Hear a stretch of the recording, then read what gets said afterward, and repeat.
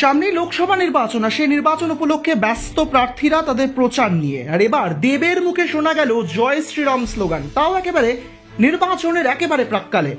জয় শ্রীরাম, জয় জয় সীতারাম, এমনই স্লোগান দিতে শোনা গেল তাকে। ঘটনাচক্রে এদিন ঘাটালের লোকসভা নির্বাচনে তৃণমূল কংগ্রেসের প্রার্থী প্রচারে বেরিয়েছিলেন এবং তারপরেই আজ রামনবমী উপলক্ষে সেখানে একটি রাম মন্দিরেও তাকে প্রবেশ করতে দেখা গেল, আর সেখানেই পুজো দিলেন তিনি। ভক্তদের উদ্দেশ্যে বললেন জয় শ্রীরাম, একই সঙ্গে ভক্তরাও সম্মিলিত স্বরে জয় শ্রীরাম ধ্বনি দিয়ে উঠল। আর এরপরেই তাকে শোনা গেল জয় জয় সীতারাম বলতেও। একটি মহড়ার আয়োজন করা হয়েছিল এদিন সেখানে, এবং সেই শোভাযাত্রাতেও দেখা গেল দেবকে পা মেলাতে বাকি ভক্তদের সঙ্গেই। রামনবমী উপলক্ষে এবার জয় শ্রীরাম স্লোগান শোনা গেল দেবের মুখে।